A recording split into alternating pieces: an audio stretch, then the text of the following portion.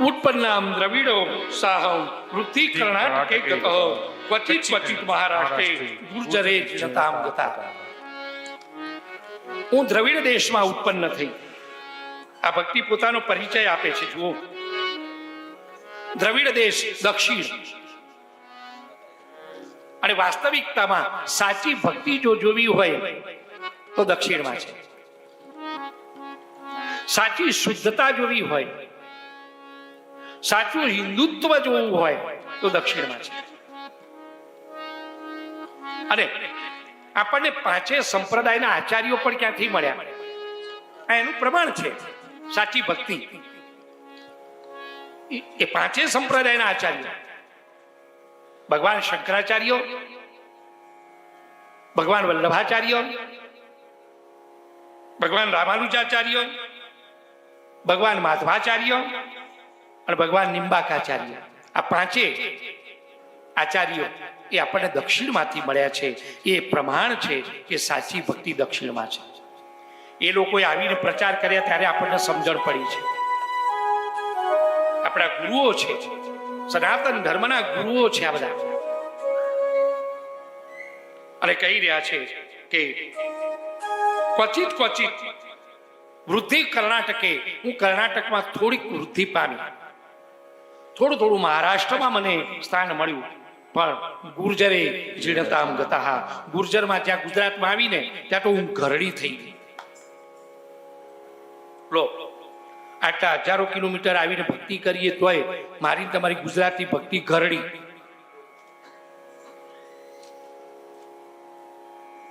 પૂજ્યપાદ ડોંગરેજી દાદાને અહીંયા યાદ કરીએ. એ કહેતા કે જે અર્થનો દાસ બન્યો છે ને એ અવિનાશીનો દાસ ન બની શકે. ગુજરાતીઓ અર્થના દાસ છે, રૂપિયા. ભાઈ ઘણું આવવાની ઈચ્છા થાય છે, પણ આ સમયમાં અમારે સિઝનો હોય ને, સિઝન આખી જિંદગી રહેશે. જિંદગી સિઝન માટે નથી. હવે તો ભક્તિની સિઝન લાવો. ક્યારે પછી?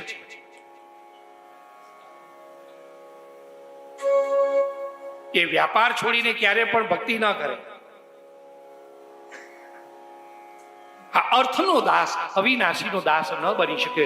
અને એટલા જ માટે, કારણ કે ગુજરાત એ વ્યાપાર પ્રધાન રાજ્ય છે. સારામાં સારા વ્યાપાર, સારામાં સારા એ ગુજરાતમાં છે.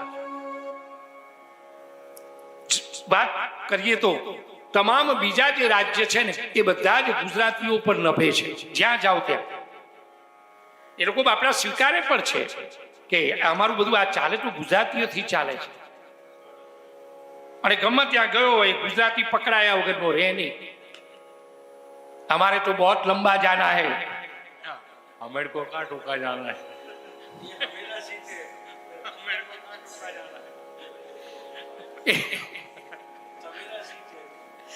यही वाला तरत पकड़ी ले.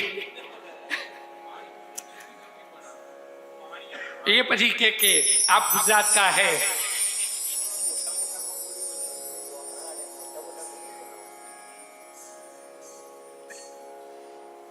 એ પેલા ભૈયાની ત્યાં પાણીપુરી ખાવા જાય ત્યાં પણ હિન્દી બોલે. मोटी मोटी नहीं बोला, छोटी छोटी. ये बड़ी बड़ी मत देना, नानी नानी देना. पानी थोड़ा पानी का रेला उतरता है, ये पानी का रेला कोनी तक आता है. और શું કરવા ખાય છે મારી બૂન? આ તને બાધાઓ કોણ આપે છે?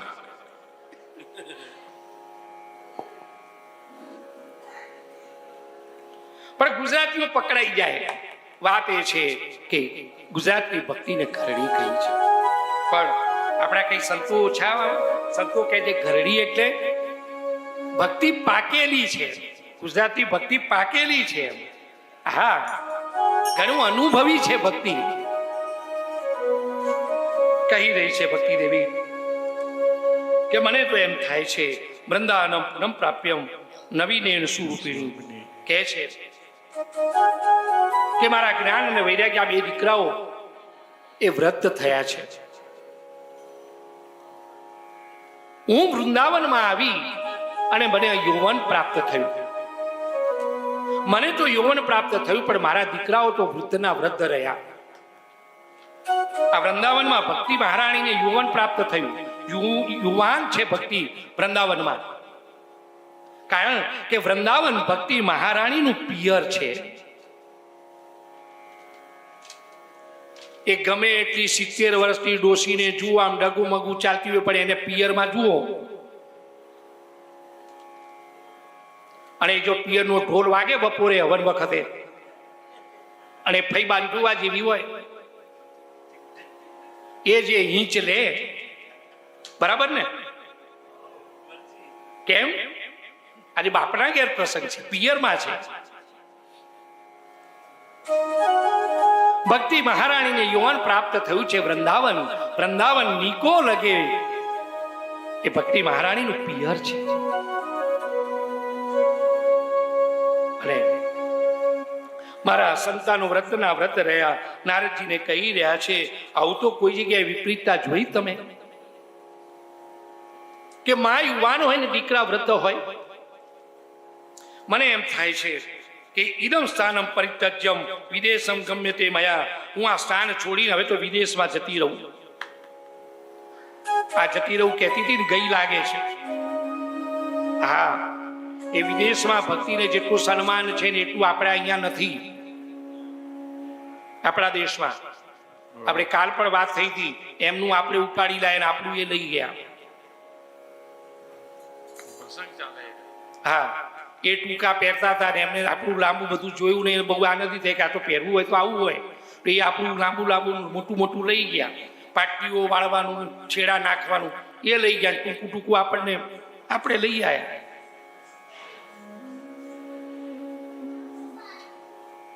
અને આવડો તો આવનારી વહુરો એટલી હોશિયાર છે ને કે સાસુઓને પહેરાઈને રવાડે ચડાવે.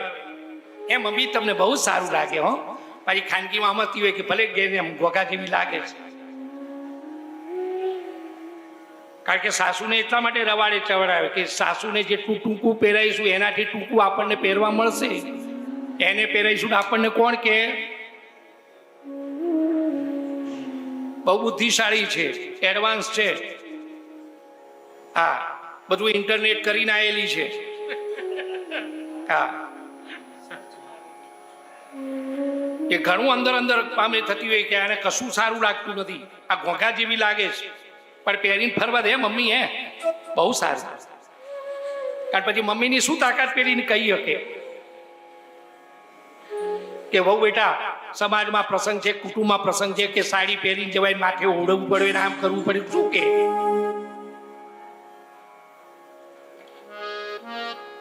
પણ બતાવે છે કે ભક્તિ કહે છે કે મને એમ થાય છે કે હું જતી રહું. કારણ કે આવું દુઃખ કોઈ જગ્યાએ જોયું કે માં યુવાન હોય ને દીકરા ઘરડા હોય. નારદજીને કહી દે છે કે જુઓ, આ મારા દુઃખનું કારણ છે, આવું બન્યું કેવી રીતે? અને ત્યાં તો નારદ મુનિ સમાધિ લગાવી છે, દુઃખનું કારણ જુએ છે અને કહી રહ્યા છે કે ભક્તિ દેવી, બીજું કોઈ કારણ નથી, આ કળિયુગનું કારણ છે. કળિયુગમાં જ્ઞાન અને વૈરાગ્યના કોઈ ખરીદનારું નથી. અને તો કહે છે કે આવા કળિયુગને કેમ રહેવા દીધો હશે પરીક્ષિત મહારાજે? તો કહી રહ્યા છે કે પરીક્ષિત મહારાજ સાર ગ્રહિત હતા અને એટલા જ માટે કળિયુગમાં પણ સાર હતો, એટલા માટે કળિયુગને રાખ્યો છે. આ જે કઈ અસરો છે બધી જ કળિયુગના કારણે છે. કળિયુગના કારણે જ બધામાંથી સાર ગયા છે. અને જ્યાંથી ભગવાન સ્વધામ ગયા છે ત્યાંથી જ કળિયુગે આ સંસારને પકડ્યો છે. અને કહી રહ્યા છે કે તું ચિંતા ન કરીશ. આ કળિયુગને કહી રહી છે કે કેમ જવા દીધો, કેમ રહેવા દીધો એને, કેમ એને રાખ્યો છે પરીક્ષિતે? ત્યારે કહી રહ્યા છે કે રાજા સાર ગ્રહિત હતા. કળિયુગને જોયો અને પરીક્ષિત મહારાજે મારવા માટે તલવાર ઉગાવી. ત્યાં તો આ કળિયુગ એ પરીક્ષિતના શરણમાં આવ્યો છે. કહી રહ્યા છે, ગૌ બ્રાહ્મણ પ્રતિપાળ, આપ આશ્રય આવેલાને આશરો આપો છો તો હું પણ તમારા આશ્રય છું. અને રાજા, મને પણ એમ થાય છે કે મને મારી જ નાખવો જોઈએ, ખતમ કરી નાખવો જોઈએ, પણ મારામાં 99 અવગુણો છે પણ એક ગુણ છે. ઓ 99 અવગુણો પણ એક ગુણ કે હા, કે જે સતયુગમાં પ્રાપ્ત થાય, જે ત્રેતાયુગમાં પ્રાપ્ત. હે ભક્તિ દેવી, તું કોઈ પણ જાતની ચિંતા કરીશ નહીં. જેને દ્રૌપદીની રક્ષા કરી હતી એ ભગવાન કૃષ્ણ કોઈ જગ્યાએ ગયા નથી, એ તારું પણ રક્ષણ કરશે. તું ચિંતા કરીશ નહીં. ભક્તિ દેવી, તમારામાં તો એ સામર્થ્ય છે, એ તાકાત છે કે તમે જેને વરો ને એના ત્યાં ભગવાનને સાક્ષાત આવવું પડે છે. કોઈ નીચના ત્યાં જાઓ ને તમે તો પણ એના ત્યાં ભગવાનને આપવું પડે છે. અને મુક્તિ તો તમારી દાસી છે. અને આ પ્રકારે સાંત્વના આપી છે. અને નારદજીની સ્તુતિ કરે ભક્તિ દેવી. જયતિ જયતિ માયામ યસ્ય કાયાચ વસ્તે વચન રચનમેકમ કેવલમ ચાકલપ્ય. કહી રહ્યા છે ભક્તિ દેવી નારદજીને કે તમારા શબ્દોથી મને શાંતિ મળી. કોઈ મહાપુરુષો મારી તમારી પરિસ્થિતિને નથી બદલી શકતા, પણ મારી તમારી મનસ્થિતિને બદલાવી શકે છે. વિચાર, પરિસ્થિતિ ન બદલાવે પણ મનસ્થિતિ ચોક્કસ બદલાય છે.